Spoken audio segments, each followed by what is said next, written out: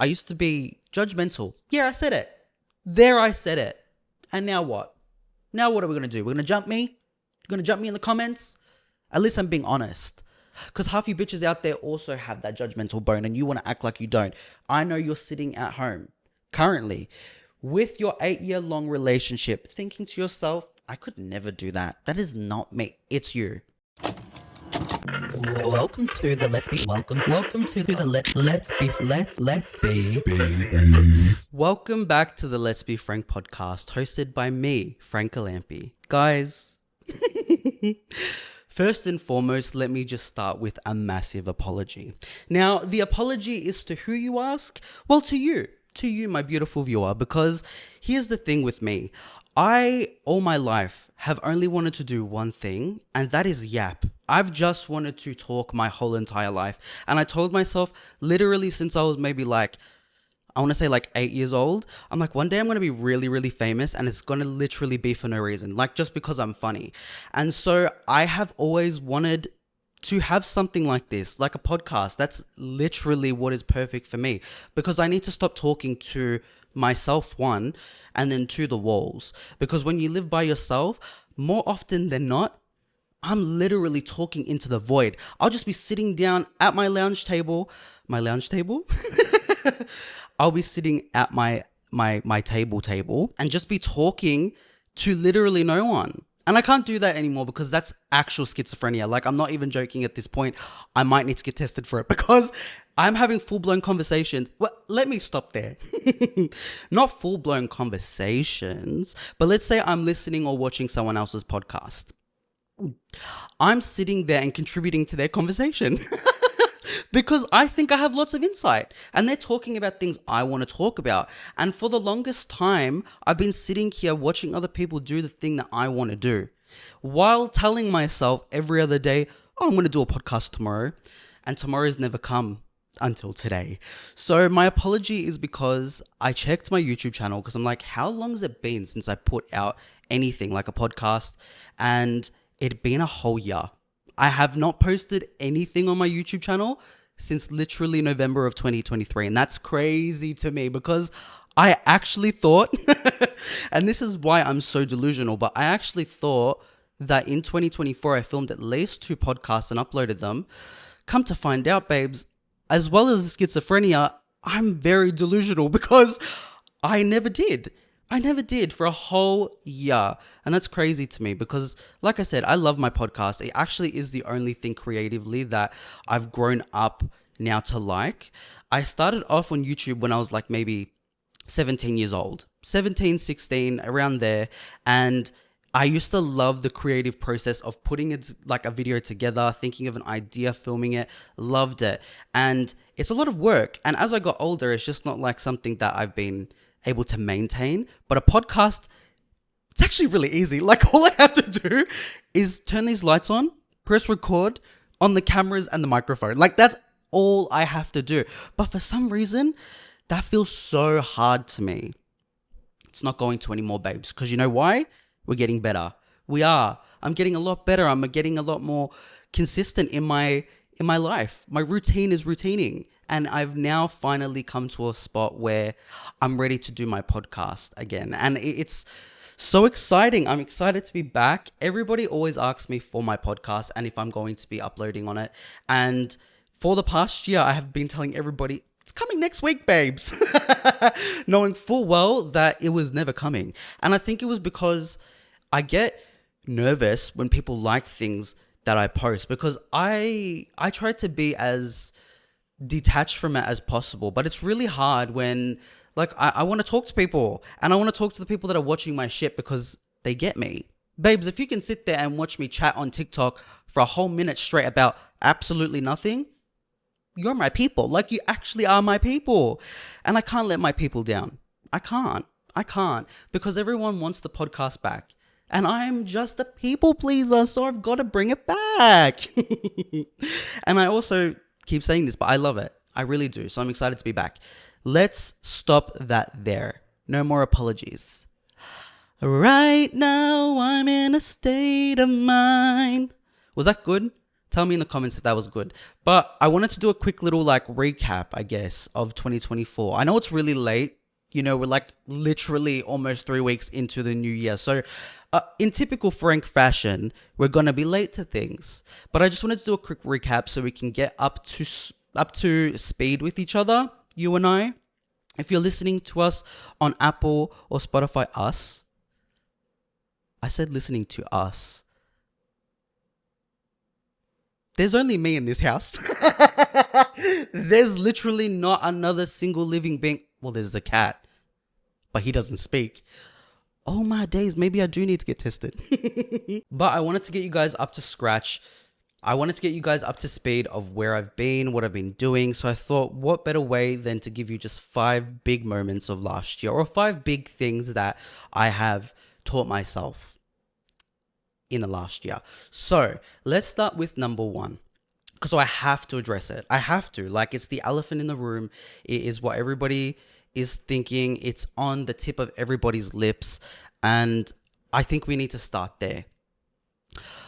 I am, unfortunately, a big fat gym whore. Like, I just am. I am literally addicted to the gym. And I never thought that I'd be able to say that, because that's crazy. And I know that you're hearing this right now, rolling your eyes. Valid. So valid. And you're probably thinking in your head, shut the fuck up. And I agree. I should shut the fuck up. How about I end the podcast here?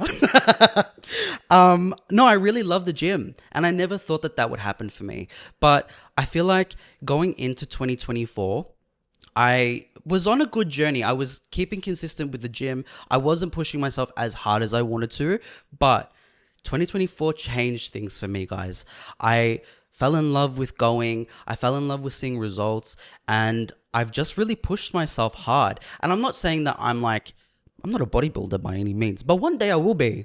I'm not even kidding. One day I'm going to pop out after doing 6 steroid runs and I'm going to be a big buff bodybuilder. And no one can tell me no. Like, I'm actually going to do it. But it just is one of the biggest highlights of my year, I would say. It's one of the biggest things motivating me in my life currently. Like, I've just had a whole new perception of myself.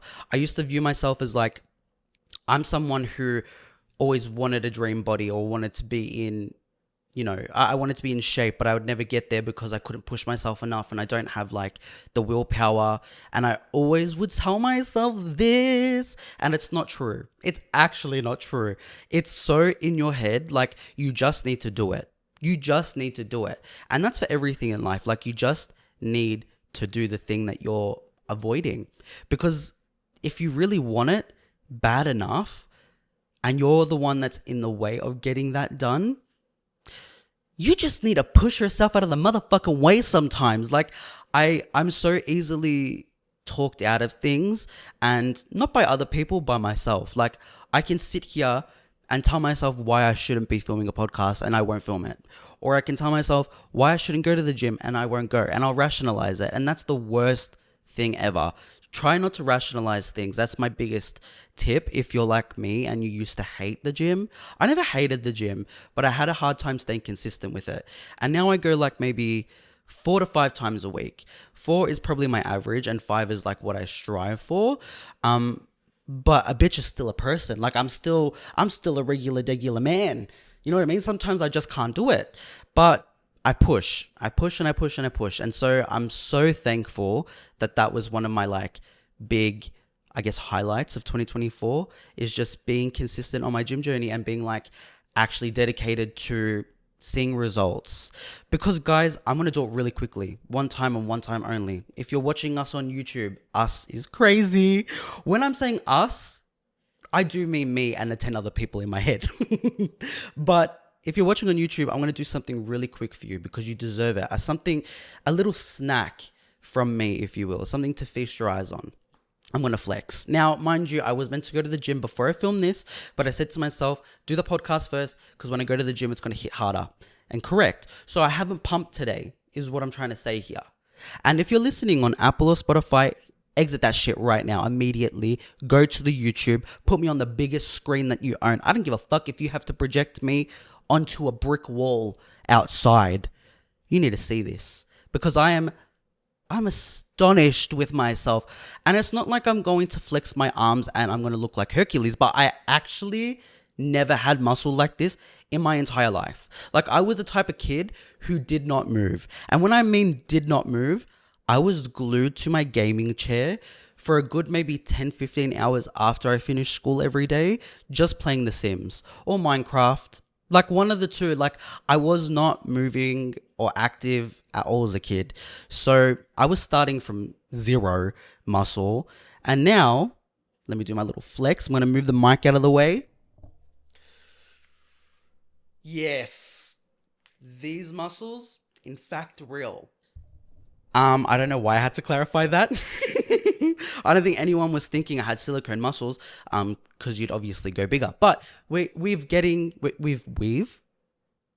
having a stroke. I am excited about where this is going to take me because I love it. I really love seeing results, and I love the form of going to the gym. Like, it's given me such discipline in a weird way, but I'm trying to now apply that mentality to everything else in my life, which is like work, podcasting, just everything, like putting in effort to myself, because who else is going to do it? No one else is putting the effort into me the way I need to put the effort into myself. And that right there is Bible. Like, write that shit down. I'm sometimes so wise and I don't realize it, but I am. I just say shit and it's like, yeah, hell yeah. I guess we can move on now, but I love the gym. I'm really, really excited about where I go, my progress. But if you need any help at all, I would say reach out to me, but it's probably the worst thing to do because I'm still learning myself. Like, I'm not in a space to give advice at all. But my little tip is just show up. Just show up even when you don't want to, and it helps and it makes a difference. And you like yourself a lot more after you leave the gym than you do when you get there, at least. So that's a plus. Sorry guys, I have to quickly have a sip of water because my mouth is the driest it's ever been. Like, I'm actually Sahara Desert level dry in my mouth. If you are, again, watching on YouTube, you can see this lovely, beautiful Frank Green bottle here. Now, I need to give backstory as to why I just got this brand new Frank Green bottle, because I used to have like a silver metallic one. She was lost. She wasn't lost. I'll take it back. I'll tell the truth. Okay, let me tell you what actually happened to the Frank Green bottle. So a couple days ago being like 5 days, I had a doctor's appointment right immediately after I finished work. So I finished work at 5 o'clock and I had to be at the doctor's appointment by 5:30. So I needed to literally leave as soon as I finished. Luckily, I was working from home, so like I had a chance to like put myself together and everything. Then I'm about to walk out the door and something happened to me that's never happened to me before. And I think everything happens for a reason, because this delay, I'm just going to quickly throw this in there, but this delay literally made it so I didn't have to end up in a 5-car pileup. There was a 5-car pileup on the way for me to go to the doctor's, and I would have been in or around that pileup had I had left at the time I said I was going to leave. So everything happens for a reason. God's plan. We're closing the walls to China. Guys, I'm trying to do my Donald Trump impression. I really do think I can do it, but when no one's watching. Actually, like, I think I can when no one is listening. Anyways, I was about to walk out the door and I have a nose piercing. I have 3 nose piercings. I've got 2 on my, what's this side? My left side. And then 1 on my right. The one on my right is just a stud, but it's one of the studs with the backing that never falls off. So it's never meant to come out. The piercing's never meant to come out. Okay? I've had the piercing for maybe like 2.5 years now. Never had an issue with it. But as I was walking out the door, I don't know what possessed me, but I went to go push it in because sometimes it like comes out and it's just a force of habit. But I went to go do it and I was like, where is the stud? Like, I can't feel it. Then I'm feeling inside my nose and I could feel the backing, but there was no like the little rhinestone thing on top, like the actual nose piercing. So I looked down and I saw it stuck on my top. Thank God it was stuck on my top, because nose piercings aren't cheap, guys, especially the titanium ones that I get. On my days, literally $70 for a piercing. That's crazy. For some jewelry, that is a rort. You're rorting us left, right, and center. But I luckily found it on my top. And I was so upset because I'm like, for fuck's sake, of course it's fallen out. And of course I have to go to the doctor's right now. And it was an appointment I could have missed. Like, I literally scheduled the appointment to get a referral for for a psychiatrist. And it's not for it's not for the obvious, the schizophrenia. I'm sure that will come up at some point. It has to. I can't hide it, babes. But it was because I'm going through a phase where I want to just like get things sorted. Not sorted, but I just want to have things in control. And a big part of my life for a really long time has been living with potentially undiagnosed ADHD. Now, what sparked me wanting to go get this referral in the first place was my friend Julia, who I'm so in awe of. She got diagnosed recently with ADHD, and she was like sharing her experience and what she goes through and what kind of led her to the point of wanting to go get a diagnosis. And we have extremely similar stories and similar, I guess, attributes of ADHD. So after she'd got diagnosed and it was like official that that's what she had, I was like, bro, I can't live my life any longer being so disoriented and thinking that there's massive problems happening for me under the surface and I just don't know how to control them. And I've been like this ever since I'm a kid, like a really young kid. I've found it really hard to like focus and just stay consistent. And I'm very irritable lately, more so than ever, which is another reason that I was like, I need to go see what is up, because I can't just be losing my shit when something small like my nose piercing falls out.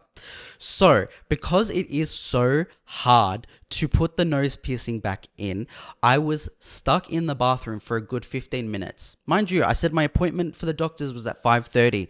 At this point, it was 5:15. And I was like, I'm needing to call them to say I'm going to be a bit late, but I can't tell them why. Obviously, I can't tell them why. But my nose piercing would not go back in. It would not go back in. No matter what I tried, no matter what I was doing, it would not go back in. And I was freaking out. I was crashing out, in fact.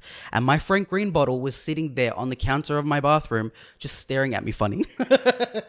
It was looking at me with such fucking attitude. And I was looking at it too. And I was like, you don't know that I'm crazy. Like, you actually don't know that I'm about to lose my shit. So I'm putting it in. I'm trying my best.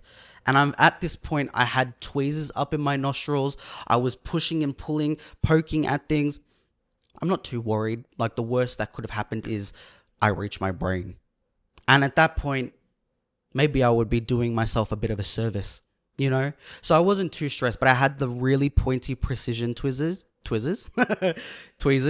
up my nose. And I was holding the backing of this fucking nose piercing and trying to push the stud in because it just needs to click. And you can hear the click. And I was waiting to hear the click and I wasn't hearing it.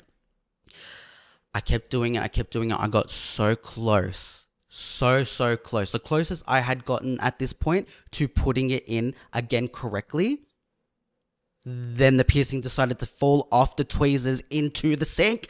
And I lost my cool. Not only did I lose my cool, that Frank Green bottle, she never saw me coming. I grabbed the Frank Green bottle and I chucked it on the floor. When I say chucked it, I put all the force of God behind that throw. I threw it so hard at the floor that the first time I had thrown it, the first time, because there was multiple, it had put the biggest dent on the side of it. I'm going to do a quick little tutorial, not a reenactment either. What is it called? Like a visualization on my current Frank Green bottle. If you're watching on YouTube, you will see this. I'll do my best to describe, but it's a cylinder. The cylinder had concaved. At this point, this bit here was in. Yeah, in. That's how hard I threw it because it landed like this and I went like that. Yeah. So I had already done the damage there and I saw it. And when I picked it up and noticed what I did, that made me even angrier with myself. And I don't know what possessed me. I don't know what came over me, but I was like, I am about to fuck this bitch up even further. I saw that it was dented. And at that point, I'm like, oh, this bitch is broken already? I'm going to fuck it up even more. I punched it. Yeah, I punched the Frank Green bottle.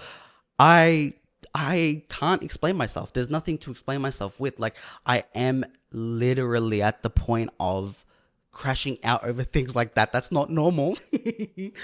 I punched it so hard that I concaved the cylinder. So at this point, I'm working with an hourglass shaped Frank Green. I did give her a skinny waist, very skinny waist. Concave the bitch. And when that happened, the bottom of the Frank Green, I didn't know this, but it's like a separate thing. I think that's where like the thermos or whatever, like the technology for it is. It's like at the bottom of the Frank Green bottle, and it's got like the line separating it from the actual cylinder of the bottle. That had popped all the way off. So I got to see the inner workings of the Frank Green, and she was just as ugly on the outside as she was in the inside. I can say that much. Lovely water. So I had to get a new one. This one will not be broken.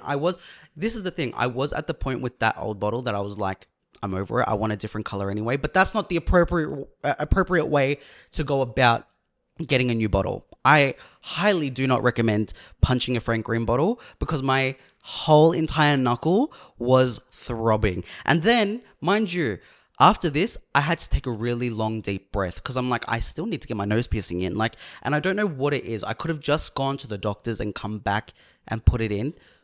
I couldn't. I was frozen in the moment of this nose piercing needs to go in or I'm ending it all. I will end it all. And I just took a really long, deep breath. And as soon as I calmed down, got it in on the first attempt. Yeah, so that's a bit of social commentary on life. Really, the second that you just breathe, take a deep breath, it all gets better. Throwing it back to another big moment of last year for me, or just something big in general, I finally got my first big tattoo. Big tattoo's crazy. It's not that big. It's on my forearm. It is the Lunar Ghost from the Scooby-Doo live action movie, the first one. If you don't remember, let me jog your memory. He is the guy that is literally throwing Daphne around in the air like a fucking rag doll while everyone down there, the whole Scooby squad, is trying to get her and they just can't. And he has always been a fixture in my life. I don't know why, but as a kid, I used to be so hyper fixated on Scooby-Doo. I would watch it to bed like every other night. I love it. I can recite the movie. I can recite number 1 better than I can number 2. Number 2 used to genuinely give me nightmares because the pterodactyl ghost, that would freak me the fuck out. And then when they reveal at the end, spoiler alert, when they reveal at the end that Alicia Silverstone this whole time has been the villain and she's got a mask on and underneath it she is Dr. Jacobo or something, I forget his name, petrified the fuck out of me. But the Lunar Ghost has always been my favorite. I don't know why, because he's a lot scarier than most of the Scooby-Doo villains, but I just love it. I have a thing for clowns, and I actually am really scared of clowns, but I do love them at the same time. Very weird, but got my first tattoo, and it's been so inspiring. I didn't believe everybody when they're like, oh, you're going to get one tattoo, then you're going to want all these other ones. I was like, shut the fuck up. You're not that funny. Like, no one cares. Like, it's not that serious. You know what I mean? Like, I don't think that this is going to invoke a feeling in me that I need to now become an easel. It has, babes. Yeah, it has. They're right. There's something about it. I was so scared to get my first one. That's why it took me literally so long. I'm 24 now. I got it in December, like the start of December. And I was so nervous. So nervous. But I'm so happy I did it because it really has invoked something in me where I now need to be covered in tattoos. And when I mean covered, I want my arms to be absolutely covered in tattoos. I was going to do a sleeve, but then I decided that I'm going to do a sleeve of patchwork, and I'm going to do it in a way that if when I get older I do want to connect it all so it is one massive sleeve, I can. So that's the goal here. I haven't booked another session yet, but I do need another one because it's kind of patchy a little bit. There's parts of it that I think maybe just faded because it was my first one. It's like the first time I've had to look after a tattoo, and I didn't realize, but there's so much shit that you have to do with them. Oh, like I wasn't aware of how bad this bitch would itch. And I also wasn't aware that you're not supposed to scratch it. So the first day or so, I was getting in there with nails scratching. Worst mistake of me entire life. Not a good thing to do because it was itching and burning for weeks on end after.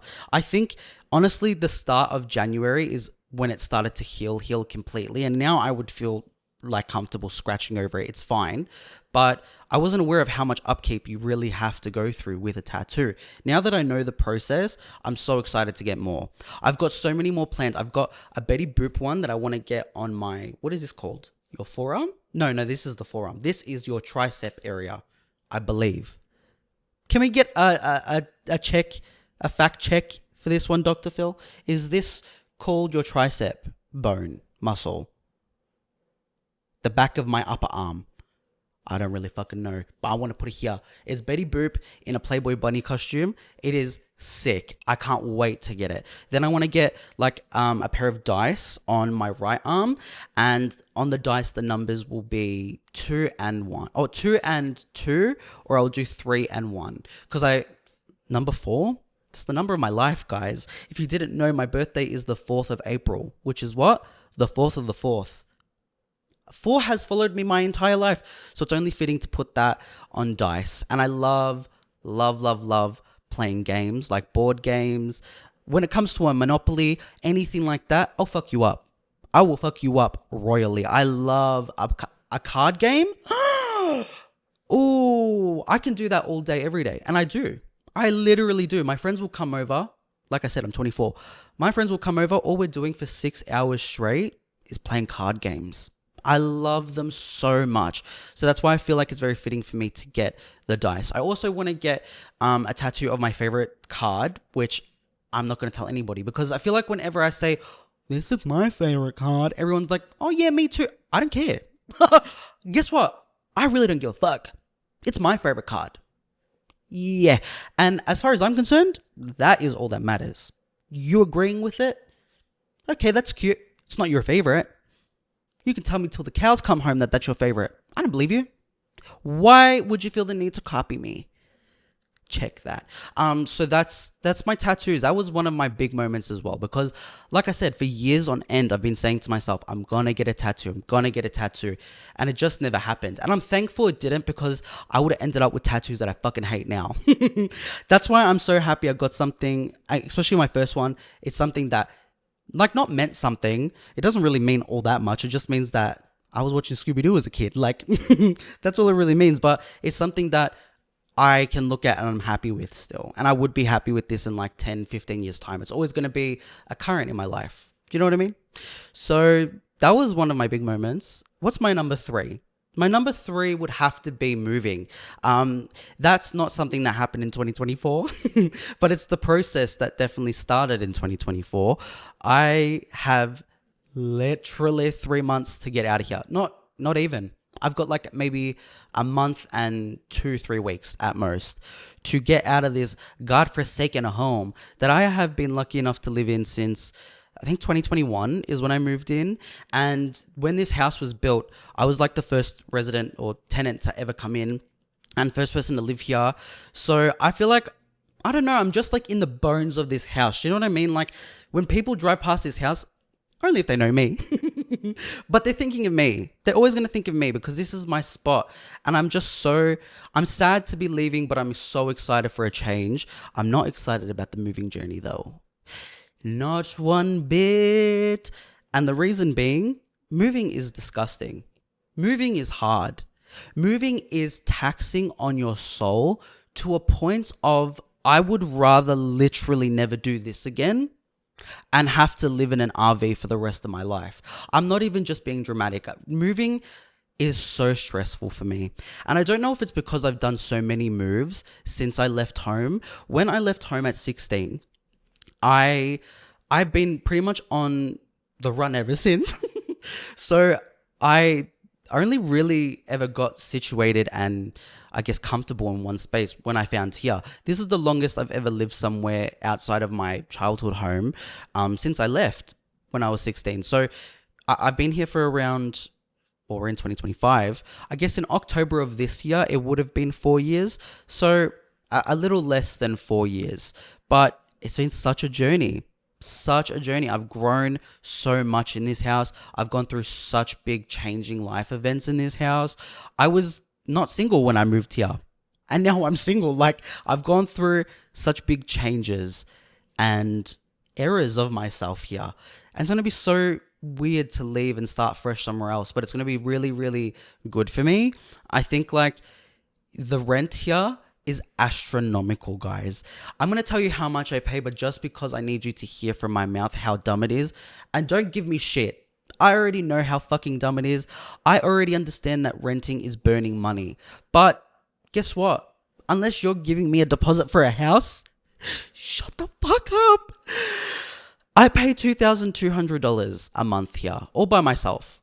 I ain't got nobody else here. It is just me, just him. And I pay all of that out of my pocket.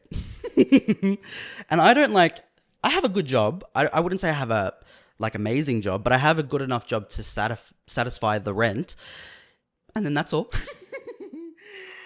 It's funny because it's true. And I'm excited to move somewhere that is a little less expensive than here. Obviously, you know, I didn't move in here thinking it was just going to be me paying at one point, so I could afford it when it was 2 people.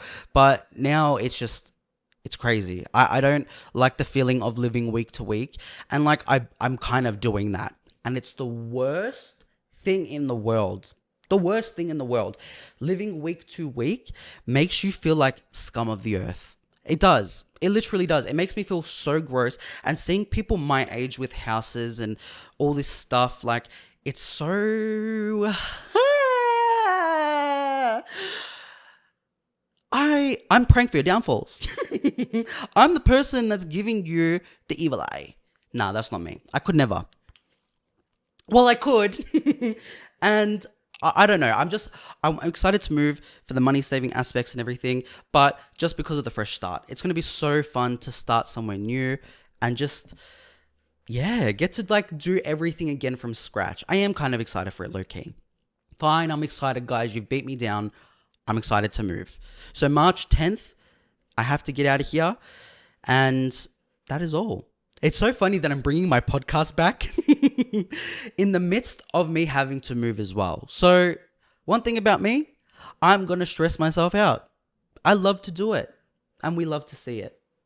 How exciting. My fourth thing would literally have to be, and this is just so corny and cheesy, but I have the best friends. The best friends. And I feel comfortable saying this because they're kind of like family at this point. I've had the same friends since I'm like 15. And I met these people. I met my current for lifers all through my ex-roommate. And I'm still so close with these people. And I never would have seen this happening when I was 15 because they weren't my friends at the time. Like, they were my other person's friends. So it's not like we were in a world where we did have to become close or anything like that. But 2024, I definitely got really close with 2 amazing girls in my life. And I'm going to give them the biggest shout out now to Ira and Caitlin. And then also a side shout out to Jaren and Sab. Jaren, you ask? Well, I'll tell you. Jaren is Ira's boyfriend. And then Sabriana, is Ira's little sister, who has been my biggest fan since I literally was posting on YouTube when I was 16. She's always been a fangirl, and I love her. I love my friends, guys. And so in 2024, I got to do so many things with them that I just have never really done with people before. I got to go camping. I went camping after my birthday last year, and I've wanted to go camping for a really long time, but I always thought I would hate it because I'm a city boy. I'm a city boy down. Like, I'm not a country guy. I can't. I do think I could hack it in the country. I used to go there all the time as a kid, like to Kilmore, to Pylong, all them places like on the outskirts of Melbourne. I used to go there all the time because my dad is like very much that. And I used to hate it as a kid. I used to hate it. I used to hate going to the country and waking up in the country. I don't know why, but now as an adult, I've come to love it so much more. I love the city, of course. I will always love the city, but the country and I were like this lately. We are intertwined. We are thick as thieves. Love her so bad. But I got to go camping with them last year, and I was really nervous that I was going to hate it and then I was going to be a nightmare to be around because I can't control myself. When something has perturbed me, it's not that I'm actively trying to piss you off, but it will piss you off because I will be very vocal about the fact that I am upset and I don't like where we are. I just am that way. I've always been that way. Well, not always. I feel like I've only gotten that way really in my like adult life. But now, like if something upsets me, I'm just not going to do it. And if something pisses me off, I'm going to say it. So I'm very thankful that I didn't have that experience when I went camping. I had quite the opposite, actually. I wanted to go again and again and again. I'm still dying to go again. I love camping. I had so much fun and I got to learn so much more about my friends. And mind you, like I said, I've known them since I'm literally 15. So that's like 10 years of our lives of knowing each other. And we've been close in the last, I would say, like maybe 4 years or so. And we just got to grow and develop even deeper friendships on this camping trip, and it was amazing and I loved it.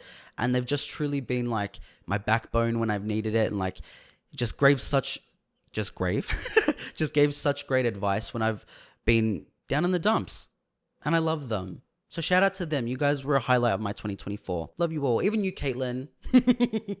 Even you, Big Back. Yeah, and I said it, and now I've said it. So what? And what now? Guys, I can't say too much because Caitlin will actually come and beat my ass. After she cries though. She'll cry first, then she'll beat my ass. Valid. And then I guess my number 5 would have to be my single life. I did not think I would get to this spot. And everyone says this. Everyone does after they were in a relationship for a really long time. But I didn't think I'd get to a spot where I liked being single more than I did like being in a relationship. Being in a relationship is very different. It's very, very different. It's a different ball game than being all by yourself, all by your lonesome. Yeah, it's very different, and I've loved it. Oh my God, I'm just such a freak of the night. Literally, I'm living my best life, guys, for real. For real, for real. Like, I'm just getting out there. I'm trying to meet different people. That's one of my big goals for this year. I want to meet single friends because unfortunately, the one downside of having my friends is they are all in relationships. Literally, all in long-term relationships. And it is what it is. You know what I mean? Like, they don't want to go out to the clubs with me. They don't want to go to a bar. They don't want to do these things. But I want to do these things. So I'm trying to make friends in 2025. Shout out if you're out there. Maybe we can be friends. Actually, let me take that back. Let's meet organically in real life. If you know me from TikTok or YouTube or whatever, just come up to me, pretend like you don't know my TikTok stuff, or be open and say that you do, but just don't be weird about it. Do you know what I mean? And then we can be friends. Because I need some single friends in 2025 to go do all the fun single activities with. But I've been enjoying doing my own thing. It's so fun. Not having to worry about someone else and not having to worry about how they're going to feel and like all of that comes with being in a relationship is amazing. It's the best. It's the best. I love being in a relationship, don't get me wrong, but not as much as I love being single currently. Like, it's so... I'm invigorated. I feel like a whole new person. Like, I've learned so much about me, and I've learned so much about what I like and what I don't like, and stuff that I was always like, oh, I could never do that. I would never be like that. Like, I used to get really, and this is... I think most people in long-term relationships can relate to this. But I used to get like sleeping with someone and then not seeing them again, to me felt like, how could you do that? Like, that's really weird. It's not weird, guys. It's not weird. We're closed-minded in relationships. We really are. Sex is sex. At the end of the day, we all want to fuck. Let me shut the fuck up. Mum, if you're watching this, well, I know she's not watching this. Like, my mom's not even listening to me when I'm talking to her. Like, I can see her actively thinking about what she's going to say next instead of listening to what I'm saying. So there's no chance in hell that she's watched up to this point. But if you are, I'll click off now before you get even more scared. That goes to my sisters as well. Guys, if you're watching this, love you to bits. You don't want to know what I be doing. Click off right now. It's not safe for your ears. And if you choose to stay, don't bring it up to me. It's just so fun to like learn about other people, to learn other people's bodies and stuff.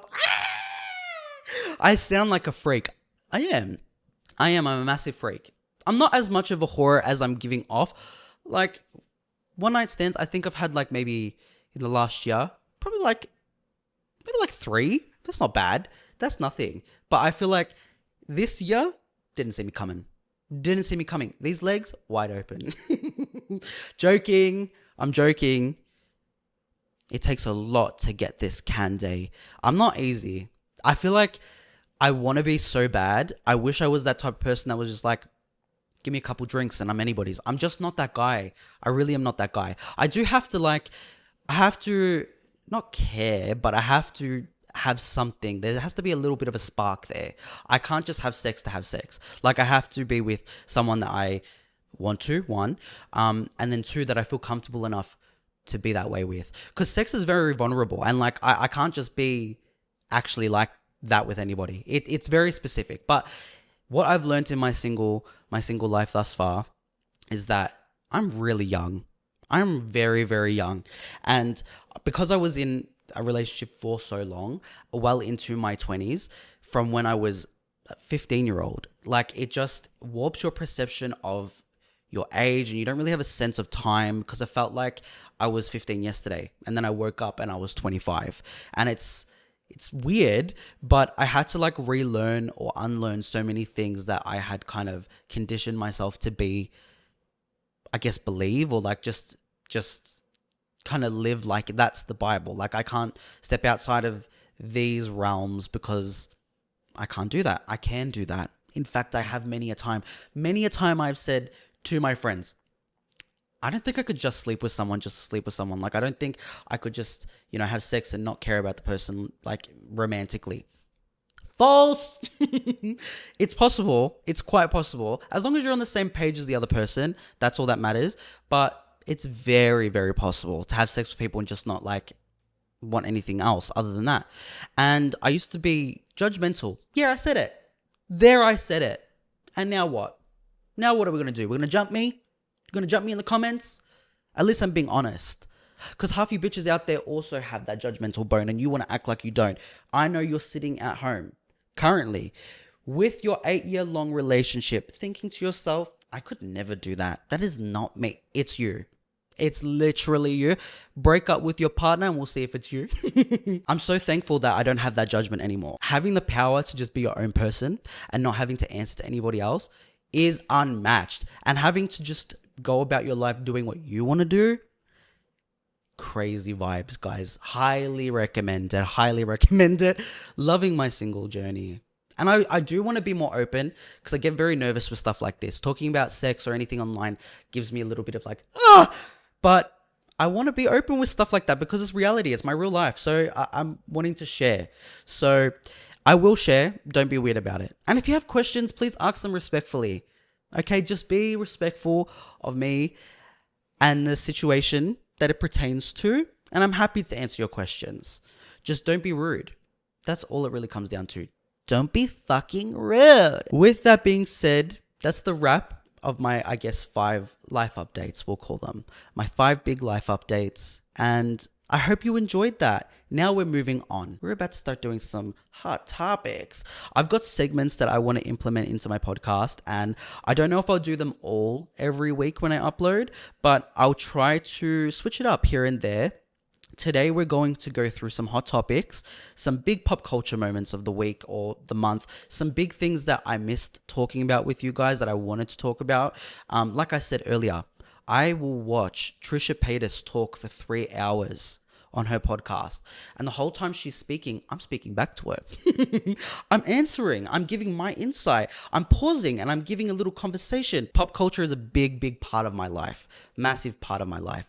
It's always been something that invokes joy, invokes happiness. I love celebrity. I love fame. I love it all. I love talking about pop culture. And I've said this a lot lately. I think I would eat in an anthropology class. Oh my days. The second I learned what anthropology means, I haven't stopped using it. So I think I would eat in an anthropology class, because when I get hyper fixated on a subject, I'll know everything about it. I can tell you so many things that you'll be like, Frank, why do you know that? I know more about pop culture than I do about myself. For example, I can tell you that Miss Addison Rae, earlier last year performed on stage with Charlie XCX. It was like when they had just released the Von Dutch remix. She was wearing a pair of pants, okay? She was wearing a pair of pants that Britney Spears wore in the 90s while she was performing on stage in Sweden. And how do I know that? How do I know that? Mentally ill, babes. Mentally ill. But I love a rabbit hole. There's so many things that I want to talk to you guys about. So Hot Topics is going to be one of the segments that we do. That one will most likely be weekly. I can't lie to you. I love to chat. I love to talk about shit. And there's lots of people that I just want to talk about. Not in a bad way. I try to give a very unbiased opinion. But when I have my opinion, I have my opinion. So that goes for anybody. Like if you're watching this, because there's lots of Australian TikTokers that do weird shit or just do shit in general that I want to talk about and discuss. And sometimes I'm like, oh my God, I get nervous that they'll see it and be like, this guy's talking about me. Why is he doing that? I don't mean any harm by what I'm saying, unless you were harmful first. Clock that, T. If you were starting off on the wrong foot and I just so happen to follow in that footstep, it's fair game. All is fair in love and war. But to everyone else, if I'm just talking about you guys existing online, you guys exist online. It's up for debate. It's up for a conversation. So I will be talking about it. And I'll do my best and my darndest to be as nice as possible. Anyways, I wanted to also do a segment where we go over my hyperfixations because I get hyperfixated. Guys, I am literally mentally unwell. Like I am always hyperfixated on something. And I have certain things that I'll go through and I'll be so fixed on them for maybe like 3-4 days and then I forget about them.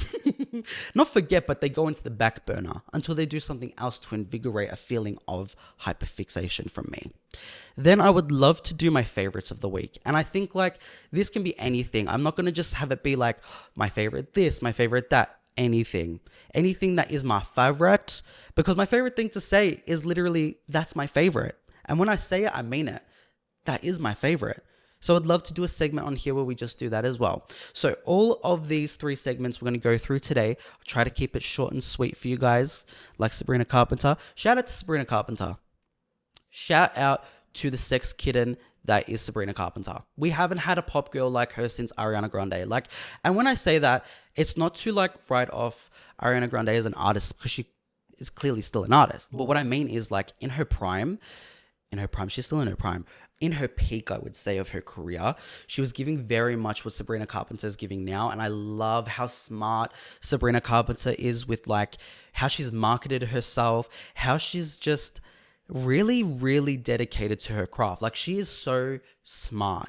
I love her. Her brand is so much bigger than her and like doesn't take much. That bitch is short as fuck. Apparently she's like 4'9".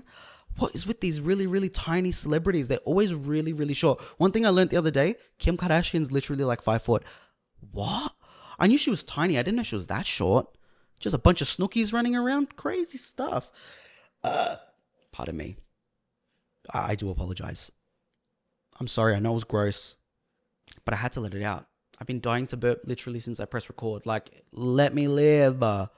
With that being said, let's talk about our first hot topic of the day. Now, it's a very sad case. Everyone's probably aware by now, but the wildfires that have spread all across California, scary as fuck. The photos I've seen are like post-apocalyptic stuff.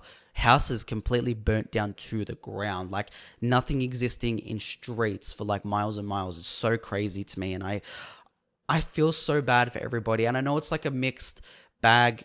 People are like, why do we feel bad for people that are rich and famous? They have money to get this all together again. I'm here to say that not all of them do. In fact, I think it's quite the opposite. Like, we forget that all these people that were like really big in the 90s and stuff that have houses and still live in California, they don't have a lot of money like that.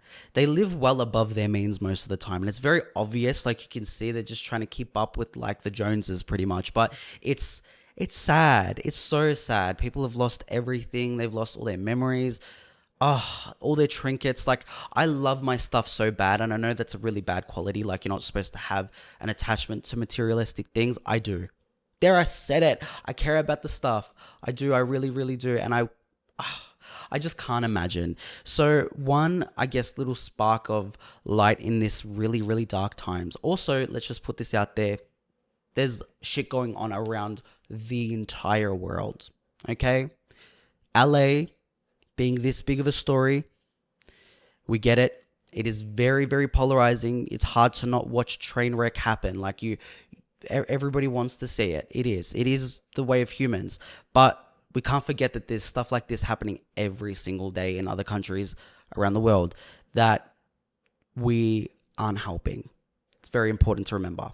But the little spark of joy amongst all of this fire, I was trying to make a joke there, but I don't know if it's a funny situation to make a joke about. Anyways, is Heidi Montag's song finally hitting number one. Let me tell you something about Heidi Montag, guys. If you don't know who this is, she was on the Hills with her current husband, Spencer Pratt, who I have to do a little deep dive into because I don't know him like that. All I know about him from the clips I've seen is I thought he was annoying as fuck.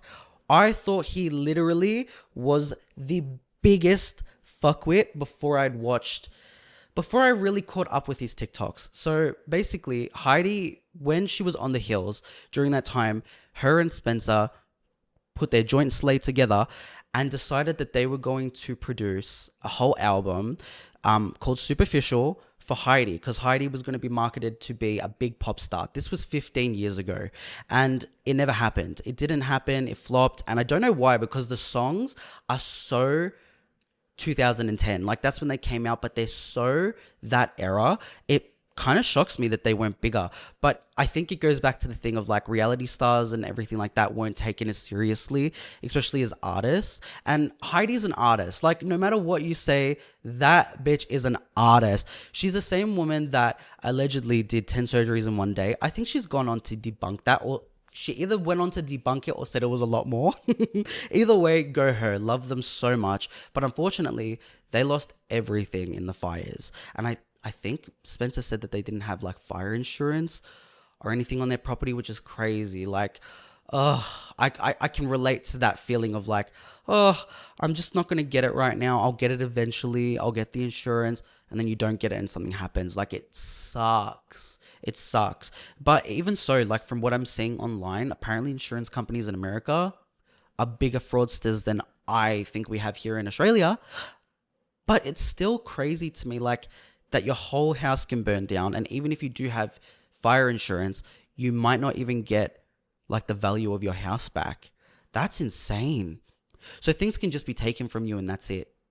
Crazy world. Anyways, their house, everything's gone. And they were very vocal about the fact that they don't have money. Like, they don't have a way to rebuild or anything like that. So Spencer urged his fans or whoever was viewing his TikToks to go and run up Heidi's song called I'll Do It. And you've definitely heard this song because it's over the years been a trending sound on TikTok. It's been here and there. It comes up and down. I see it in lots of edits. It's like the I'm doing na na na na na na na na. That's kind of the beat. That's the vibe of it. You've definitely heard it. Definitely. And it just shot up to number one. He urged his fans to do it because he's obviously like, we need to make money somehow. Please make her famous. Go run this stuff up. Go run up her art.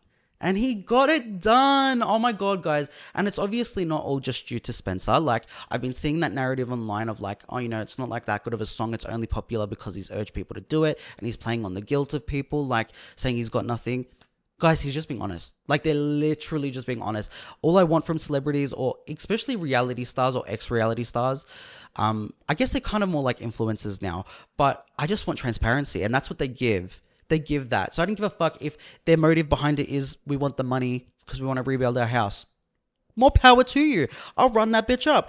I love it. I love it. It shot to number one on the charts in both number one song, and then I think her album also went number one, which is big, guys. Like I said, I have not been the biggest Spencer Pratt fan, mostly because from what I have seen from him, it's been mostly like clips of him being a fucking dick and like just being annoying and stuff, and he's just entertainment value, do you know what I mean? But this is the first time where I've been like, that is exactly what you're meant to fucking do. Like, everything is in ruins. You've lost your house. You guys have no clue how you're going to survive or anything like that. And I think he also said that his parents lost everything.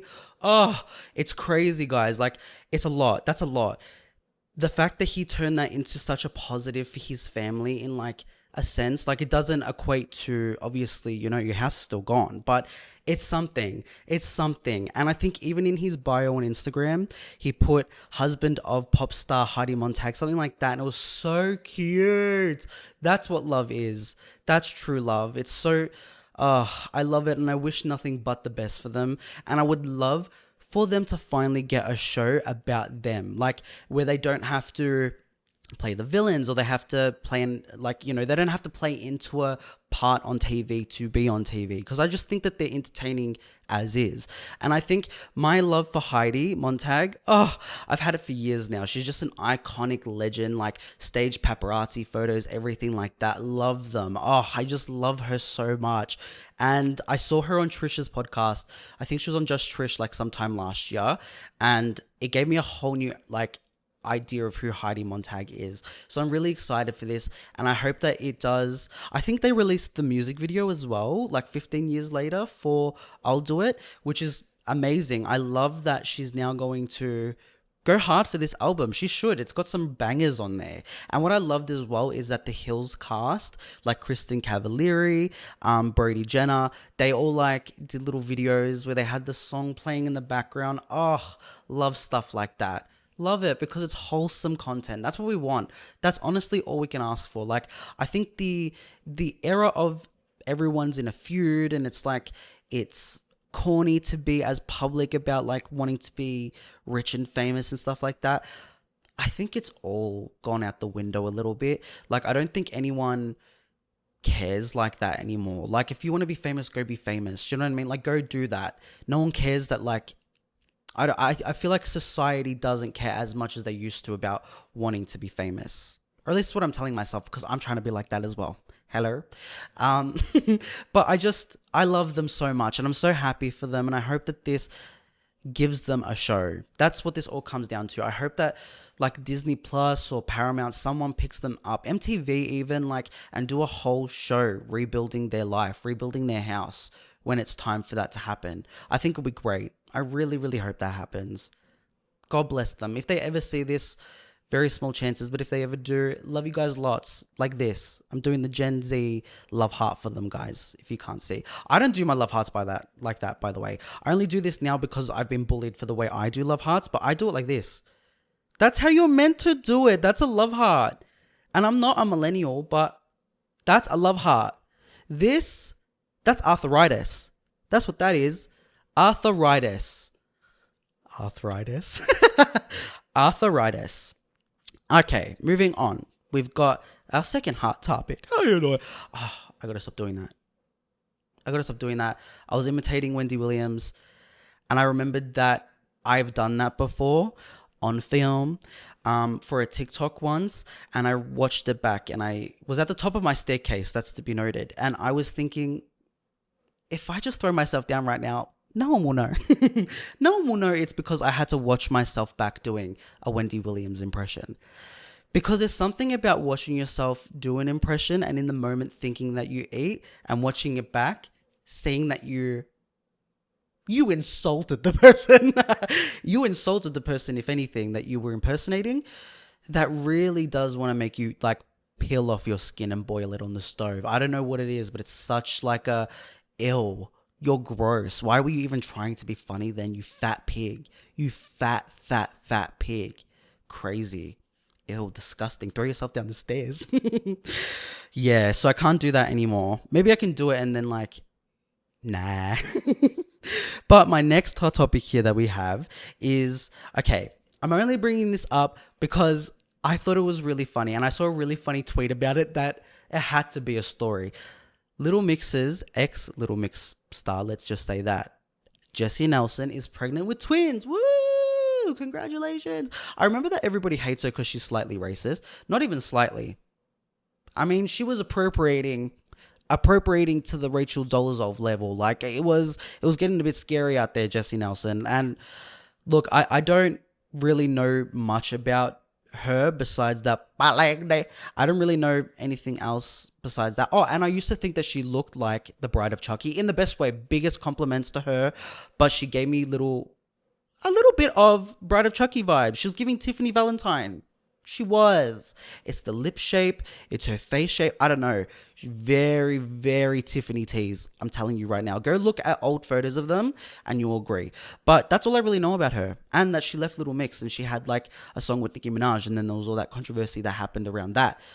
That's all I know. So seeing her come up on my Twitter feed was actually really weird because I'm like, I never get this girl. Then I saw she's pregnant. I was like, aw, how cool. Then I saw a tweet that made this story even more iconic. Iconic for the reason of, that's funny. The tweet read, and I quote, "Now her kids are going to be a little mixed." That is so funny. And it's because her husband, I think her husband is, I don't actually know too much about the husband. I was going to be like, I think this is what he is. I don't know what he is. I really don't know what he is. But I know he's not white. He's not white. He's not Jessie Nelson white. Do you know what I mean? So there's going to be a little mix going up in there. And I thought that was so funny. Like, people on Twitter sometimes, they really do be funny. Like that eats. A little mixed. Loved it. So congratulations to her, I suppose. But yeah, that's all. That's all about Jessie Nelson. Nothing else to be in the news about, I guess, other than being pregnant with twins. Like, I haven't seen too much of her over the years since the big scandal happened when she did her first like solo release of her song with Nicki.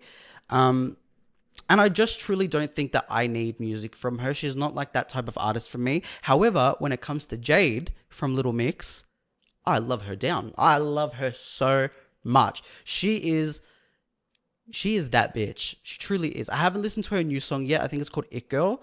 I saw something on Twitter about how it sounds like Guess by Charlie XCX. Guys, every song these days sounds vaguely similar. It just does. I think we've reached the ceiling on music of where we can go as far as sound. I don't know. I feel like everything's recycled these days. Like every song that you hear was a sample of another song. Like it just is like that. So I saw a little bit of controversy about that on Twitter, but I love her. Love her so much. Oh my days. The song that she came out with, "When are my dreams, I will always love you and need you with the best." Love. Oh, she just does it for me. But see, I feel like I need to see Jade in the news more than I need to see Jessie Nelson, if that makes sense. I don't have like a bone in my body that's like, yeah, give us some more Jessie Nelson.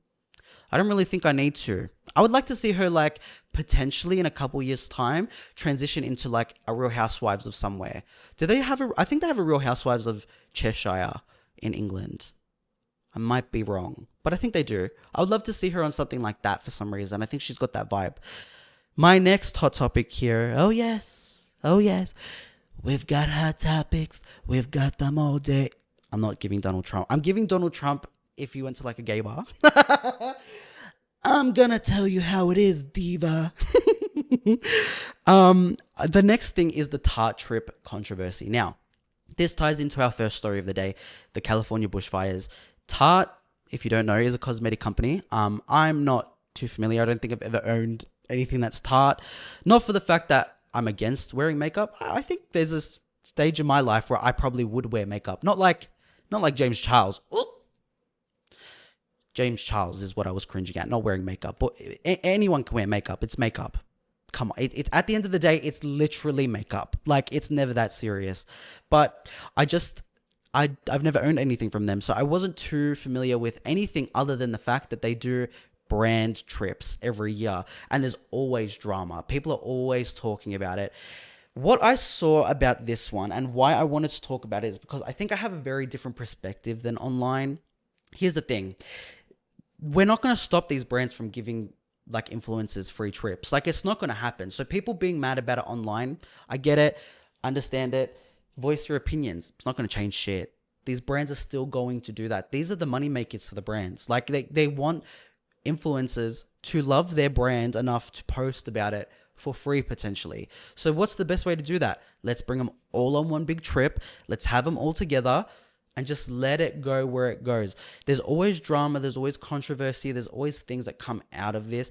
And I think the only reason I don't follow it too closely is because, honestly, the only person I really care about going on these trips, and I don't know why, because, guys, I think that in real life she'd probably hate me.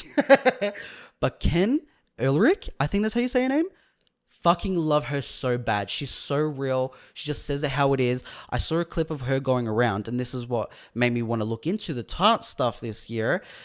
Ken was on her podcast, I think it's called Dumb Blondes or Dumb Blonde, something like that. Either way, name eats. But I saw a clip of her going around where she's like, I got asked to go on the Tarte trip, but they wanted to like do a call with me prior to. And then she's like, I don't know if it's because like they were going to warn me to like be nice to us, or if they're going to say someone's coming that you don't work with. So, or don't work well with. So the person in question is Brianna Chicken Fry. And what I loved about Ken is like, she just said her name. She didn't like allude to anyone. She wasn't like, you know, this other influencer girl. She was like Brianna Chicken Fry. Love her for that. And she apparently was, or she had a bad experience with Brianna Chicken Fry, where Brianna was like a little bit of a bitch. Guys, I can see it. Not to jump on a hate train because I don't like that. But when it comes to Brianna Chicken Fry, I'm 10 toes down on not liking her. I haven't liked her since literally I found her back in probably 19, 20. Whenever she was like popping off on TikTok, I was like, this girl needs to relax. I think it's because she made a video once and she's like, when a brother and a sister are too close, like, you could just say you want to fuck your brother. I hate that narrative. I hate it. It's disgusting. Maybe because I'm so close with my sisters, like, it's just not always sexual. And I just feel like she used to do that a lot back in the day. Feel bad for her with the Zach Bryan stuff, of course. Not too bad, to be honest. Like, not the worst. I understand, like, being in an abusive relationship and stuff, like, that's really scary. And I do feel bad for that side of things, and I have empathy there. But when it comes to her, and I think about Grace O'Malley, yeah, Brianna Chicken Fry can suck all 10 of these toes. I don't give a fuck. Like, I just truly don't like her as a person. I don't like what I've seen of her as a person. I don't know her as a person. I don't like what I've seen out there about her character. So Ken said this, and it inspired me because I'm like, oh, I need to see what else is going on with this Tarte trip, because did she end up going? Was there drama? What I found out was quite the opposite, in fact. There's drama around Tarte and what they were like kind of doing on the trip. So apparently they had like a night where it was something fire themed. It was like fire night or something, and people were upset because they thought it was insensitive to obviously the California bushfires. Now, see, this is one of them things where I'm like, is it Tarte had this pre-planned months in advance, like this is what we're going to call this night, it's going to be a fire theme and all of that, or is it they were bandwagoning and jumping on something that's really, obviously, everyone's talking about it at the moment. So it puts it in that same category. Even if it's for the wrong reasons, people are still going to know the name Tarte because of it. So I had to question that a little bit. I'm still a little bit on the fence. I don't know. I think brands do that sometimes. Like, there's a big controversy going on, and then suddenly they've got a product coming out that's like, oh yeah, let's burn down your house. Do you know what I mean? Like, it's very blatantly obvious that they were bandwagoning off of a bigger event in order to, like, you know, clout chase a little bit. I don't think you can clout chase fires though. Like, that's crazy. So if Tarte's intention behind that was this, you know, like, let's jump on the bandwagon of California's burning down, then yes. But what changed my perception on that was the fact that they were giving the chance for these influencers to gift like the first responders on a trip like theirs. And that is great. I do like that give back. But I will say this, should it not just be offered to all the first responders? I think, like, the people in California right now, the firefighters especially, heroes, like actual heroes.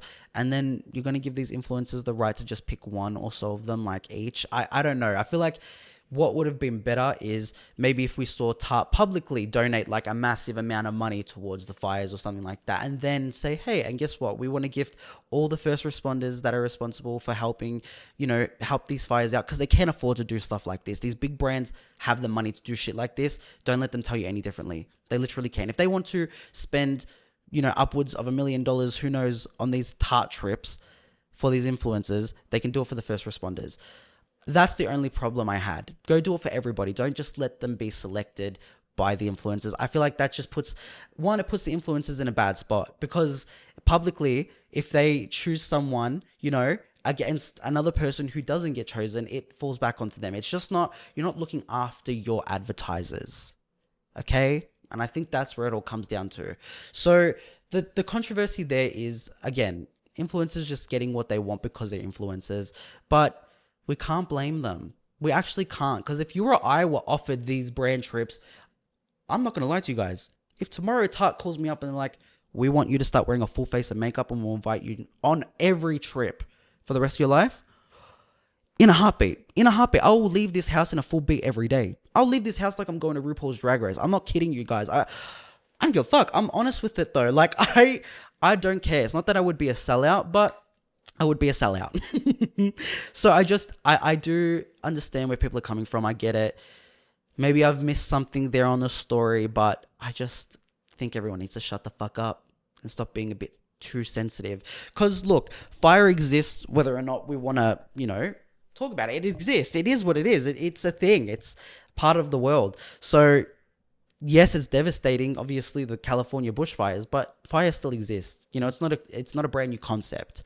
It's just very poor timing, in my opinion. So guys, I hope you enjoyed the hot topics. I love giving you the goss. I love talking about it. And if you have any insider gossip, anything that you want out there, let me be the vessel for it. Send me your blind items, because guys, I love a blind item. 𝘧𝘬𝘢𝘯𝘬𝘢𝘮𝘬 and me, they don't know it, but we're best friends. Like, I love 𝘧𝘬𝘢𝘯𝘬𝘢. And I think it's just because, like, it's sometimes really interesting to find out how these people, like these celebrities, are in real life, or potentially are in real life. It's just so fun because, like, you're not as nice as you pretend to be online. You're not as nice as you pretend to be on your press tours. You're a little bit of a messy. And I love it. I love the mess. I think it's good to see mess. Here and there. Moving on, I wanted to do a quick rundown of my hyperfixations lately. Like, I have many a hyperfixation.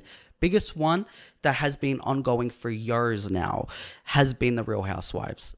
Reality TV and me, can't go wrong. You can put on any reality show and I'm guaranteeing you I'll be entertained. I'll be watching. I love it. I love trash TV. And I hate when people say that, actually, trash TV. Oh, well, because it's not like a Golden Globe nominated fucking picture. Hello? Okay. Oh, yeah. Reality TV is just the blueprint. It really is kind of like the epicenter of pop culture. It truly is, especially the Real Housewives. And I want to talk about a couple of cities. First one has to be, hands down, Salt Lake City. The Real Housewives, the Real Housewives of Salt Lake City has been something that I've been needing my whole entire life. And I'm not even just being over the top when I say this to you. Like, Salt Lake City is that bitch. It is giving me early seasons of Atlanta. Like, how obsessed people were with that and how hyper-fixated people were on, like, the cast of that show.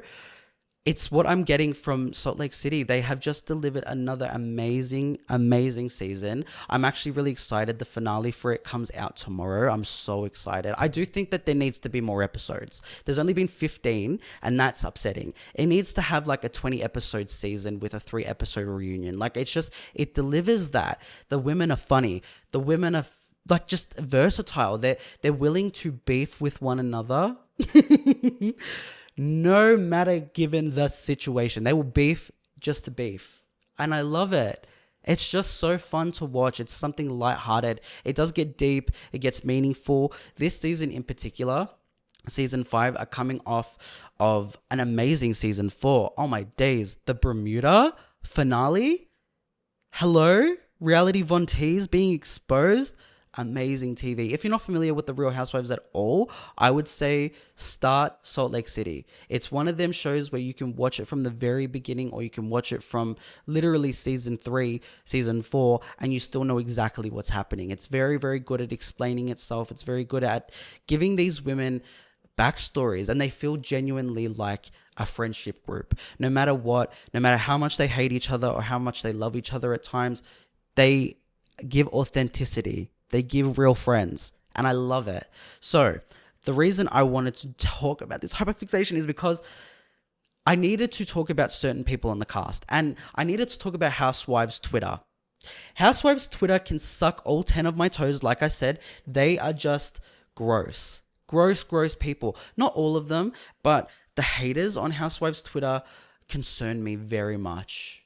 They have very strong opinions. A lot of strong opinions, in fact. Maybe too many opinions. Maybe they have too much time on their hands. They need to get a job. They need to get jobs. That's what this all comes back to. Or they need to just have other aspects of their life that are interesting, because they go so hard about these shows, and in very unhealthy ways, to the point where, like, the women on these casts are affected by it. And I don't think that Bravo, the producers of Real Housewives, should ever listen to Housewives Twitter when it comes to a casting shakeup. Don't listen to Twitter. No matter what, Twitter is not where we go to say, yeah, this is what the audience wants. No, that's not what the audience wants, in fact. It's not. And I've seen a lot of people on Twitter trying to say that Real Housewives of Salt Lake City, it's having an amazing season. It's all around the board loved universally. And people are saying that they want to shake the cast up a little bit. Wrong! And I want to tell you why. All 4 of the OGs on this cast, all 5, sorry, I think there's 5 OGs on this cast, are crucial to this show doing well. Let's run down the line here of who we've got. We've got Heather Gay, Meredith Marks, Lisa Barlow, Mary Cosby, and Whitney Rose. She's always in her feelings. We love Whitney though. People want Whitney to be taken off the show. Now, here's the thing. Whitney brings the mess. She brings the drama. She brings the aloofness that you need from a Real Housewives show. Like, you need these women to be slightly unhinged and kind of weird. You need that. And that's what she's given us all 5 of these seasons. But for some reason, people really don't like her. They think that she's annoying. And I despise that thought. I think that Whitney's crucial to this show. She brings something. She challenges Lisa Barlow. Now, when I say I love this cast, there's not one person on this cast that I don't like. I love them all. And I think they're great at what they do. I've seen people say that Real Housewives of Salt Lake City is like the parody Housewives because they truly just are funny. They are funny, funny women. And I love how meta it gets sometimes. And it's just, but I love them all. So I couldn't say that I hate them or think that they should be removed from the show at all. Whitney is one of them people that I loved season 1. And I loved her all the way up until now. Even when they are painted as the villains of the show, I still feel like I like them a lot. And it's because at the end of the day, they're just girls. You know what I mean? They're just girls. They're just girls being girls. And, it's just so fun. I think people take it way too seriously, but people are calling for her to be fired. And I just don't think that that's the case. We don't need her to be taken off the show. She's crucial. We need someone to challenge Lisa Barlow. We need someone to go up to Meredith and be like, you're fucking wrong. We need that.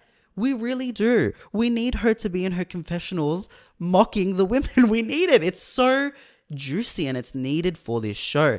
And I've seen very similar things being said about Heather Gay, people wanting her off the show. Again, we can't just get rid of people because you decided you don't like them on Twitter. And I hate that I have to say this because I get really nervous with shows that I love. I get nervous when they change it up, especially reality TV. When the cast changes too much. I hate to say it, Real Housewives of New York, when they reboot the entire cast and get rid of every single original person on there, it's just, why do you want that as an audience? I want to see these women grow further. Now, I do get when it comes to a stage of there's no growth here and there's no progress, but this show gives that. Salt Lake City gives growth. The first season, I think people wrote off Lisa Barlow. I think people thought that she wasn't a front runner. She was maybe someone who was going to have a couple one-liners here and there. She may have been I wouldn't say a Cynthia Bailey from Atlanta, but giving that vibe, where she comes in and says her piece, but she's not the main character. Watching her slowly progress to the main bitch on the cast has been amazing to see. I love her attitude. I love how she's just her. She's just really her. And she, I think, has gone into reality TV with the mentality of, I'm not going to change. I was this person before TV. I'll be this person after TV. And that's what we need. We need authentic women. And she gives that. So I love her. People hate her on Twitter. And I don't know, again, I don't know why. It is what it is. These are the Real Housewives of Salt Lake City. That's what you're watching. You're not watching Mormon perfection. Okay, they are just simply being entertainment. I love them all so much. Mary Cosby's had a great season. She is someone who, in her earlier seasons of the show, I would say was not my favorite, wasn't someone I rooted for. I quite literally wanted to see her maybe get taken down a peg or two. And when I say that, I mean, like, I just feel like the women didn't like to challenge her a lot because, like, not that they were scared of her. I think they were just scared of what she would come back with. Her comebacks are very lethal and she's very sharp-tongued, and I love that about her. But she's having a great season, a very, very vulnerable, open season. She's more active on the cast than she's ever been, and she's more willing to, like, participate and get dirty with the girls, and I love that. And I think, like, watching her have that moment on TV this year with her son talking about his addiction problems and how he was needing help, like, was massive. Like, it was just beautiful. It was a very beautiful moment to watch and very raw, you know, and scary to see a mother talk like that about her son, like, not knowing who her son was and feeling like she had such a big disconnect from him. And, like, it was very sad to see, but she put it all out there this season, and I really appreciate her. She's someone she's embedded into the fabric of this show, and she can't not be on there. But watching her actually actively be happy about being on the show now has changed it as a viewer. Like, I have such a better view of Mary Cosby than I did in prior seasons. I love her a lot. Now we have to mention a couple of the newbies. Now, Angie Katafanasis, I don't know if that's how you say her name. I'm pretty sure it's not how you say her name. She's our Greek goddess, where she is everything in a bag of chips. She reminds me so much of my mother, and that's why I think I love her so much, because oh my God, guys, she's just old school WOG woman. Like, she is so funny. Oh my God, I love her so much. She has this one scene. She's in a floor-length Versace gown, looking like a whole fucking snack. Let's just also side note this. Her and her husband, what a sexy couple. Like, what a hot fucking couple. Oh my days. Her husband is like this ripped, bald bodybuilder type, but he's also a hairdresser. Then Angie is like, oh, she's just perfection. She's just so beautiful.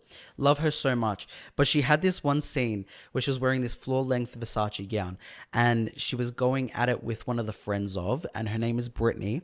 And the friends of the show, they're like not the main cast. They're like the people that come in here and there, but they get confessionals and stuff, much like the main cast, but not as prominent, obviously.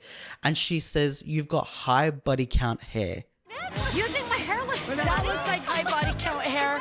This does not, that does not, that does not. That's what Angie says to Brittany. And she wasn't wrong. Brittany's out here rocking this 80s updo. Like, she had a half up, half down going on, and she was looking so funny. And then to come out of nowhere saying you've got high body count hair. First of all, what does that even mean? Her hair likes to sleep around. Like, iconic stuff. Oh, I love the Housewives so badly. One thing I have learned though, and this is something that most people probably don't know, but like, when they're on the show and they're like, go on, have your moment. You want your moment, have your moment. I've always thought that's like, oh, they just want camera time. Like, they want like a storyline. What I recently learned is that having a moment is like an incentive that producers have given the women to go be a fucking fool. That's producers' work, coming in and being like, go over there, go say something. Maybe we'll give you like a cute 10 grand on top of your pay if you go do this and say this, or like, not go say this. I think it's more so like, go fuck things up, go mess around, go stir the pot, and we'll give you this. So whenever I hear that now, I clock in immediately, because like, I was always like, why do they say, oh, you need your moment, you need your moment?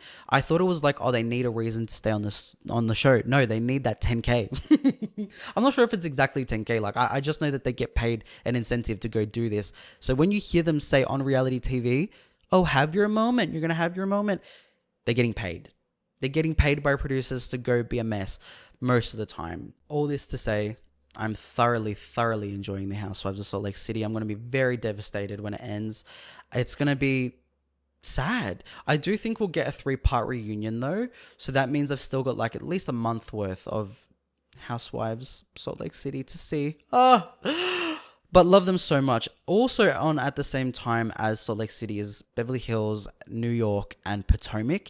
I am invested in Potomac only because they're my homegirls. I love Potomac. Not as much as I love Salt Lake. I would say that Potomac for me is like Atlanta. Like, I love Atlanta so bad, and I think it's like the blueprint for Housewives. At the moment, it's not my current fave. You know, same with Potomac. I'm just not really liking this season as much as I want to. And I think it's because I know that it's leading to the downfall of Karen HOUSEWIVES, which is sad. I'm very sad to see the Grand Dame. I call it the Grand Dame only because it's like, it's funnier than saying the Grand Dame. Like, I'm so sad to see her downfall. And I'm very disappointed in her as a viewer. And I wish that like she maybe didn't go into this season of Housewives with the attitude that she has. So a bit of a backstory here if you don't know. Karen HOUSEWIVES, she is the oldest person on the cast, I believe. I don't know this for a fact, but I think she might be one of the oldest housewives across all franchises, which if you saw her, you would not think so. Like, she does not look her age. I believe she's like maybe 61. I think she just turned 60 in the last season. She's either 61 or 62. She got arrested for a DUI earlier in the year, and when it broke on Twitter, I was like, oh, okay, the whole season is going to be about her getting attacked by the rest of the cast because she's had this happen. And like, rightfully so, like, driving under the influence is disgusting, especially at like, you know, your age and stuff. Like, it's not on, girl. It's not on. Like, we all have access to Uber and stuff these days. Like, there's no reason for you to get behind the wheel when you've been under the influence.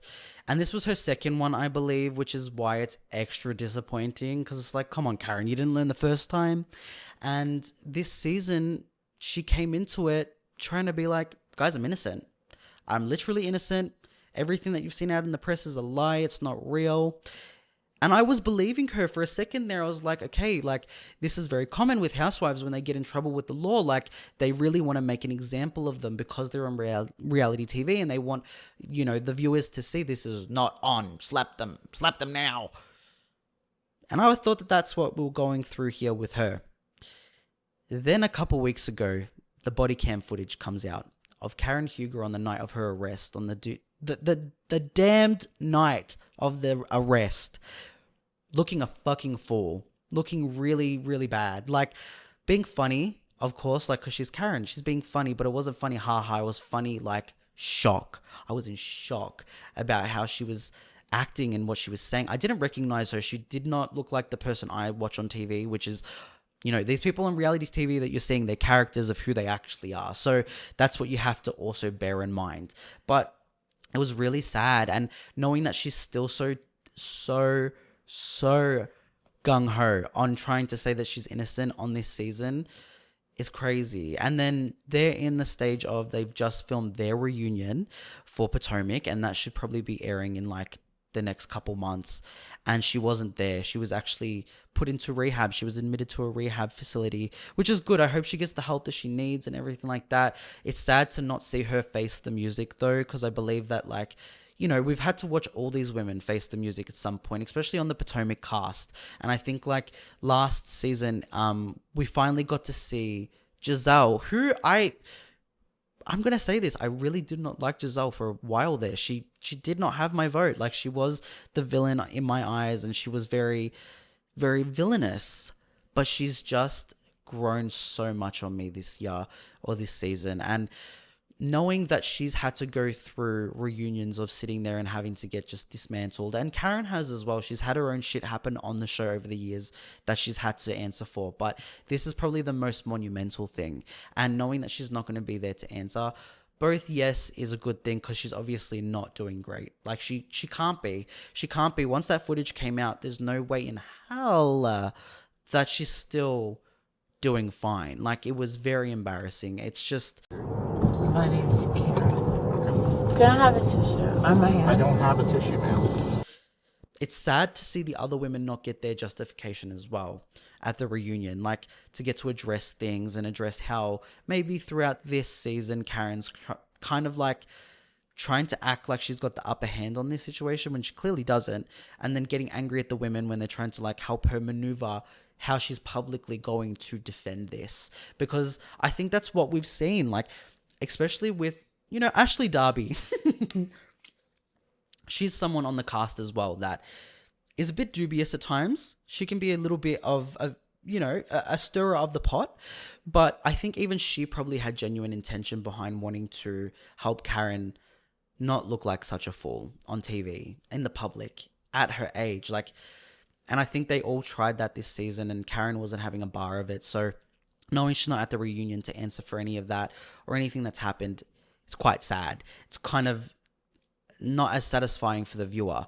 But I'm happy to know that she's getting some help at least. It just hasn't been my favorite season of Potomac. It really hasn't. And I don't know what that attributes to the most. Like, whether that's Mia and her fucking friend of the show, Jacqueline, I think her name is. Ugh. I hate it. I hate when people force talking about sex. I hate it. It frustrates me because there's a time and place. And you did it at my birthday dinner. Sucking dick and cock. Tati Westbrook didn't eat with much, but she ate with that. She definitely did. Ate with that sentence. But I just don't think that we always need to hear about the fact that Jacqueline and Mia used to fuck like rabbits when they were kids, and they used to fuck with everybody. Like, we don't need to hear them talk about being kind of like in a throuple for literally their whole life. Like, I get it. It's hot to some degree, like, and it's cool to talk about that as an older person as well, like an older woman in your 30s, your late 30s at that, like having that conversation, it's very taboo. And I like that they're talking about stuff like that. However, it doesn't need to be every episode, and it definitely does not need to be every time Jacqueline is on screen. She's a friend of, at the end of the day. Friend of, okay? Why are we showing scenes where she dictated the conversation? Hello? She's not a Real Housewife full time for a reason. So, like, let's bring it back a little bit, and let's also maybe reduce Mia to a friend of the show. I'm not too sure who she would be a friend of on the cast, though, because she's been quite outlandish this season. So I don't think there's many people that are her genuine friend on the cast, which is sad, but it is what it is. You know, I don't know. Potomac kind of lost me this season. I wish it didn't. I wish that I was more invested than I am, but I'm just not there. And hopefully I will be with the reunion. You know, Andy Cohen went on to tweet, but he does this all the time where he goes on and he's like, oh my God, it was the best season. It was the best reunion that we've ever filmed. It was groundbreaking. And then you watch it and it's like 3 parts of the exact same episode. Like, it's crazy stuff. But he did say that about this reunion where he was like, it was a lot funnier than we thought it would be. So I don't know. I'll give it a chance. I'll still watch it because I always keep up. I have to keep up with my women. Like, I love them all. Not in a parasocial way either. Like, I just look at them and I think of my mum and my mum being on these shows. And I just want to support them. I want them to be supported. Truly. I'm also watching Beverly Hills. Dorit is having an amazing season. Amazing. Her facing off with Kyle Richards is just great TV. Like, finally getting to see Dorit. Oh my God, I'm scratching my eye in the most awkward way possible. If you're watching on YouTube, you saw this. I'm so sorry. I kind of look like my hand is stiff. I'm like reaching over my mic, over the boom. It's a whole mess. Anyways, Dorit's having a great season. And she's someone who I loved her first season of the show. And I did like her, and I've liked her sporadically throughout, but I haven't loved her. I love her this season. I'm so happy. Watching her smoke in the car on TV, unheard of. Most of these housewives smoke, but they don't show it ever. And seeing her smoke, lighting up that cigarette, and I think she was driving a Bentley. So yeah, that's been my hyperfixations lately. The Real Housewives has been a hyperfixation of mine for many a moon now. Many a moon. So I truly could sit here and talk to you all day about it. Like, the way I could keep going for like the next 2-3 hours is crazy. Like, I actually can about the Real Housewives. There's so much I would love to talk about. Maybe I'll do an episode where I just deep dive on everything. Give a whole breakdown. Give you my favorite housewives, my favorite lines, the history. Because there's so many things in pop culture that you guys probably don't realize come from the Real Housewives. Like, so many sounds on TikTok are from housewives. It's crazy. I would love to. I think I might. I would love to interview... I actually would. I would love to interview any of the housewives. Any of them. It would be so fun. Oh, guys, if you love me, truly, and you think that I've got what it takes, hit up HeyU. HeyU is the streaming service I used to use. I used to watch. There we go. I was having a bit of a stroke.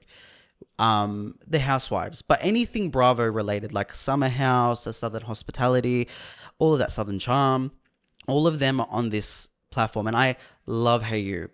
Avid subscriber for many a moon now. Like I was saying, like I'm obsessed with them. And I would love to go to an event that they host, because they have the Housewives come down often, like to Sydney, and they're like these Hey You parties, and I want to be there. I need to be there. I'm obsessed. I need to be there. I'm literally a housewife in training. Would I be on the Housewives? I think there was a rumor years ago that they had a male joining the Housewives, and then that never came to fruition. Thank God, because actually we don't need men on there. We don't need any men on there. Strictly, like, even the husbands sometimes when they're doing the most, it's like, ill. Like, what are you doing? Get off the TV. This is about your wife right now. Go sit over there, Baldy. Like, I don't know. But we don't need men on the Housewives. We do need me on some sort of reality show, though. I think that's another big goal of mine this year, is to get on a reality show. I think I'm going to do auditions again. I auditioned like maybe in 2021 and 2022. I did like maybe 4 or 5 auditions for reality shows, and I got to like second stages in some of them. Never progressed. Fun fact, a show that I was meant to be on called Traders. They have an Australian version that I think it's on Channel 10, and I did an interview for that. I did like maybe a couple steps there, didn't get past like stage 3, I would say, but it was really cool, and I thought I was going to be on that. Maybe one day I could be on Traders. I love Traders. Oh my god, season 3 has just come out. Oh, I'm obsessed. Another one that I could just do a full episode on. With that being said, to wrap us up today, I'm just going to go quickly through my favorites of the week. Okay, first one is this Jersey Shore edit that Annalise, aka NickKnock123, sent me on TikTok. She's just as obsessed with Jersey Shore as I am. I feel like, in a way, part responsible. I'm definitely not, but I feel like I was telling her about Jersey Shore before she had watched it, and I was like, you need to watch it because you'll be obsessed. And she's like, oh, I don't know, maybe one day. Then she watched it, and ever since she watched it, I feel like she's been so obsessed with it. So she sent me this edit that we're going to watch together. Guys, I'm so thoroughly obsessed with this edit. It's not normal. Like, I've watched it at least 100 times now. The girls of Jersey Shore are just so fucking hot, and they always have been. Like, even now, like in Jersey Shore Family Vacation years, like, they are still so fucking hot. Dina, I don't think this woman knows, but we've been in a relationship for literally 10 years. I've always been so obsessed with Dina, and like, this edit, I don't know what is in it, but the women are just so fucking hot, and we need to watch it together. We need to. It's going to be against the law if we don't watch it together. I hate with a passion the new Photos app. It's disgusting. Steve Jobs is rolling in his grave. This is disgusting, Apple. What have you done? Ugh, gross. Let's play. Ugh. So hot. Sammy's so hot.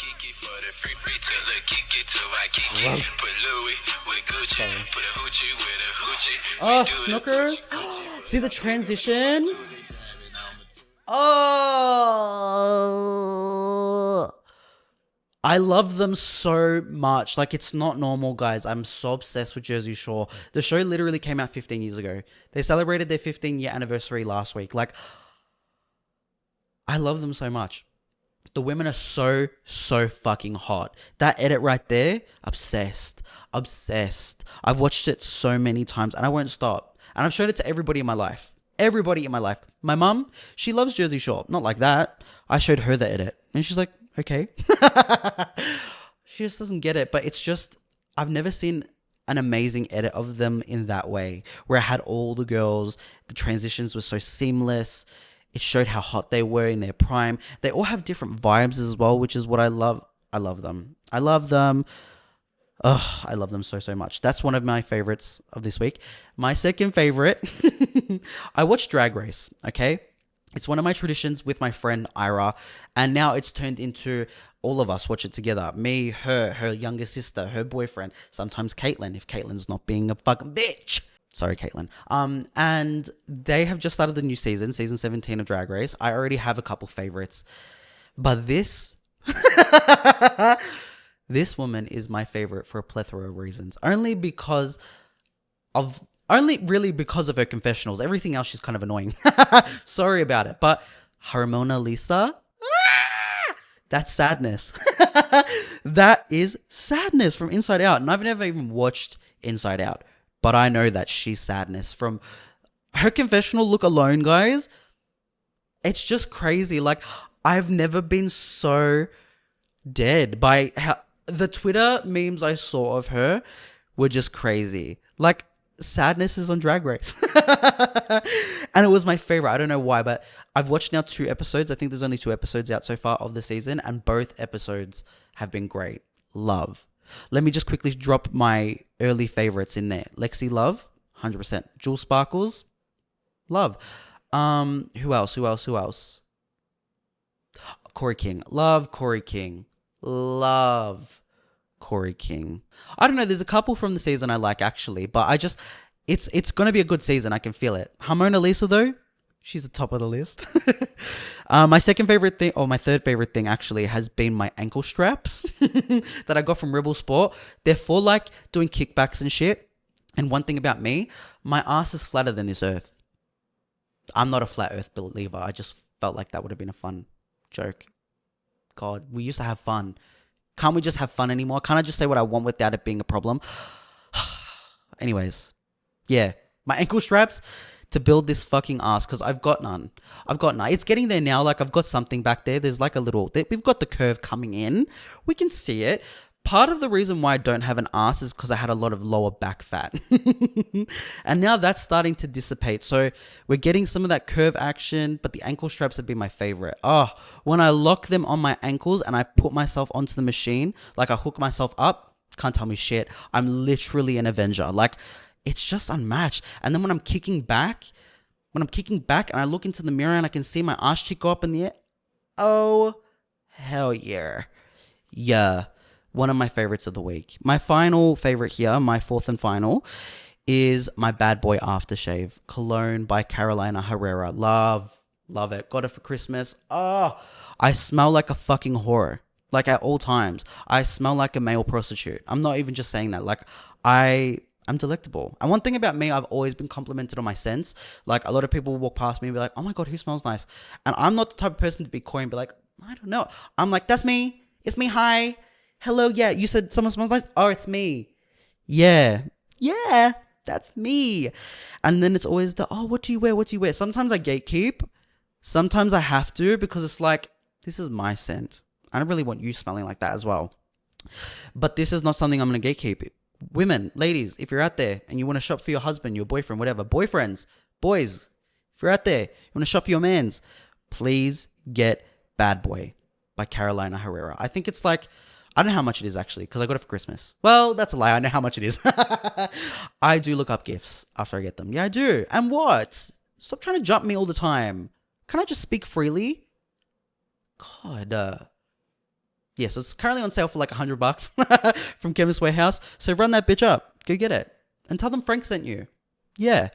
Let them know. Let them know who put you on. Well, I've been yapping for well over the time I said I was going to, but I've just had so much fun. So thank you for listening if you have up until this point. Make sure to follow me and the podcast at all my socials. They'll all be linked below. Podcast, you can find it at Let's Be Frank on Instagram, on the TikToks. I don't know about the American people. I don't know if you can find it on the TikToks anymore. God bless you. I hope you do. If you can't, Instagram. Let's Be Frank. And then just me. You know, if you're here watching my podcast or listening, I have kind of this feeling that you probably already follow me on all of them things. So, I mean, that's all I can ask for, really. And I'll leave you with a burp. Oh, actually, I'll leave you with this. Some parting wisdom, words of wisdom, if you will. I've gone blank. Oh, I guess that's goodbye. Goodbye, my lover. Goodbye, my friends. You have been the one. Should I sing a song on the way out? What's a song that I know well? Something that I'm listening to right now. Okay, let's do Chapel Roan. Let's do some Good Luck, Babe. You Can kiss 100 boys in bars, ta-ta. So, no, no, no, no, trying to fight the feeling. Oh my God, I have to watch this back. Like, you think I'm annoying? Imagine me having to watch it back. Disgusting vibes. Oh, gross. Bye.